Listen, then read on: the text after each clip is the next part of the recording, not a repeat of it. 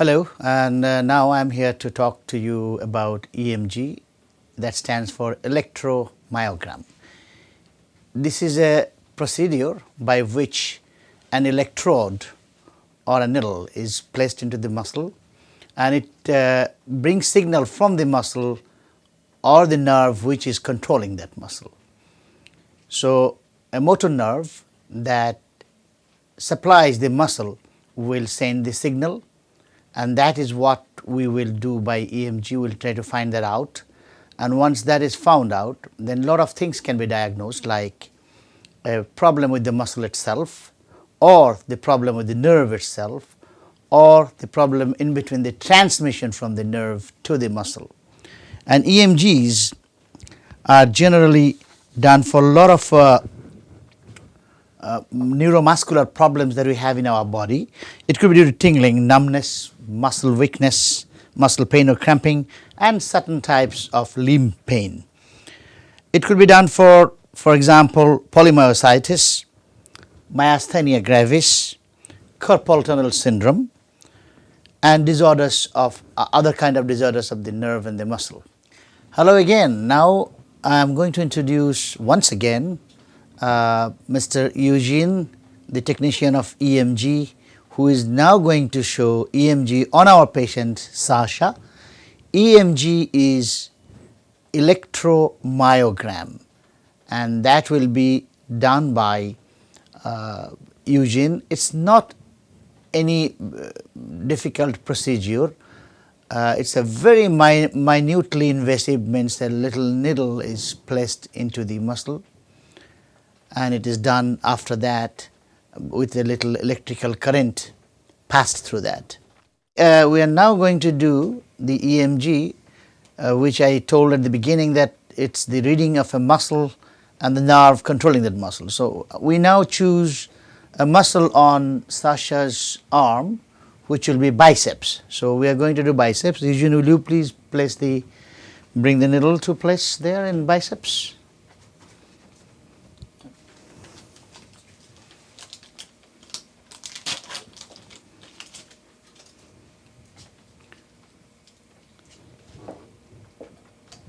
The needle with an electrical supply is now being placed into the muscle, arm muscle known as biceps.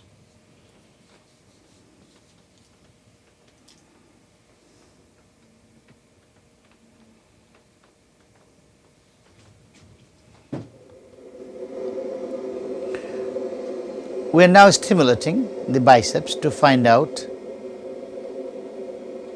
if there is any problem with the muscle or the nerve controlling the muscle.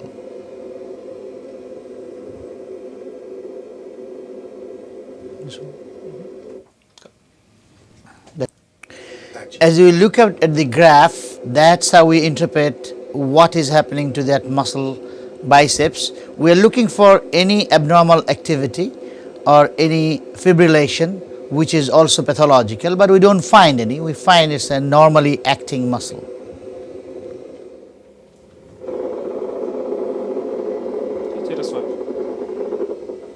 So with that action, here we are trying to recruit the muscle biceps, putting some resistance against a lifting forearm, which recruits the muscle biceps. And to look for a pathology over there, while the biceps is recruited, we don't find any. It's normal. Our biceps muscle studies are done. We will be moving to another muscles, triceps. Take the needle out.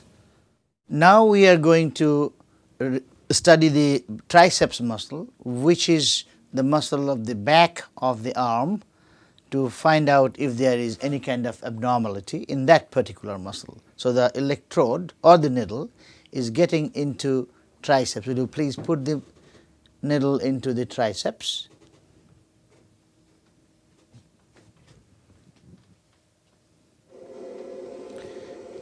And we watch this study and try to find out any kind of abnormality in the normally relaxed muscle activities, and we don't find any, which says that triceps muscles study at the preliminary stage is normal. Now we are going to do a recruitment of the triceps muscle by pushing the forearm down.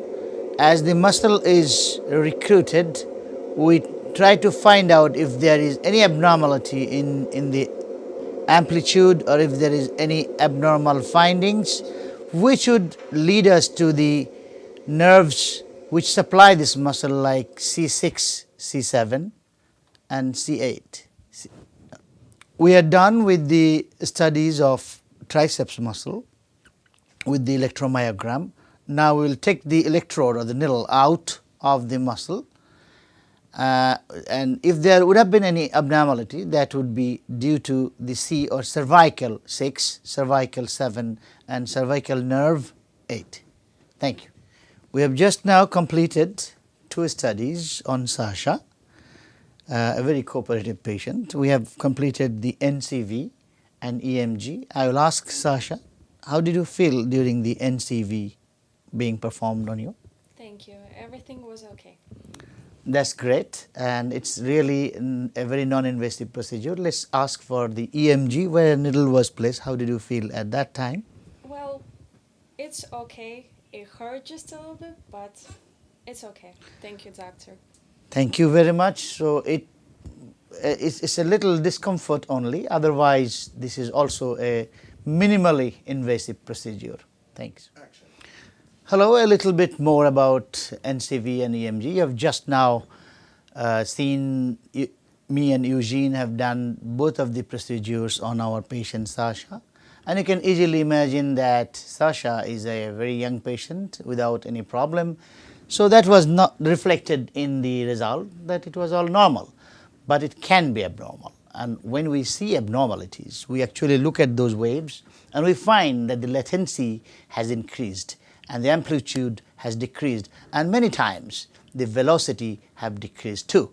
So those are the indications saying that NCV or EMG is abnormal. For the NCV abnormality, we generally see axonopathy, demyelination, conduction block.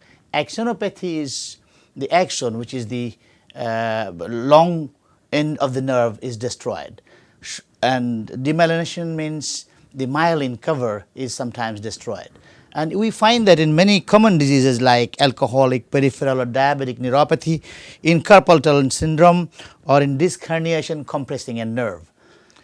Also EMG, it stands for electromyogram. Many problems of the muscle or the nerve or both are found together. And those are like amyotrophic lateral sclerosis as a muscular problem, neuromuscular problem, as you find in very renowned gentleman, Mr. Stephen Hawking. And also you can see problems of myasthenia gravis or lumbar Eaton syndrome.